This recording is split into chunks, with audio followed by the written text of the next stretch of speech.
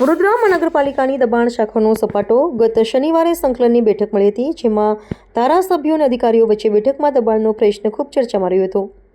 Municipal commissioner Arun Mahesh Babu પાલિકાની દબાણ શાખાને આદેશ આપવામાં આવ્યા હતા. આજે બોજરાજી સ્મશાનથી આરાધના સિનેમા સુધીના રોડ લાઇનના દબાણો દૂર કરવામાં આવ્યા હતા, જેમાં ઝૂંપડપટ્ટી સહિત વ્હીકલનો સામાન જપ્ત કરવામાં આવ્યો હતો. તો 2 ટ્રક ભરી સામાન જપ્ત કરાયો. વોર્ડ નંબર 7માં કાર્યવાહી કરવામાં આવી.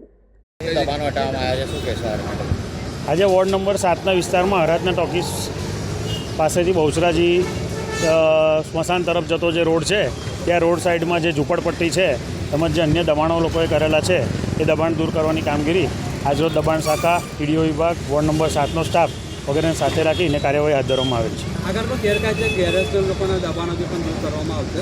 વોર્ડને અને ટીડીઓને સાથે રાખીને દબાણ દૂર કરી રહ્યા છે. જે કંઈ પણ ગેરકાયદેસર હશે, જે અમને એ લોકો બતાવવામાં આવશે એ પ્રમાણે અમે લોકો દબાણ દૂર કરીશું. હાથમાં કામગીરી ચાલુ છે. અત્યારે 2 ટ્રક જેટલો સામાન જપ્ત કરેલો છે અને કામગીરી હાલમાં ચાલુ છે. આગળ પણ અહીંયા દબાણ હટાવવામાં આવીને વારે ઘડિયા દબાણો તો યથાવત જ રહેશે. તો આ ફેરી કઈ કાયદો અત્યારે દબાણો હટાવીને અહીંયા આગળ પાર્ક્સ એન્ડ ગાર્ડન દ્વારા 2 બાજુ ઝાડવા લગાડવાની કામગીરી પણ હાથ ધરવામાં આવનાર છે, જેથી કરીને દબાણો ન થાય. ચિરાગ શાહ, દબાણ અધિકારી.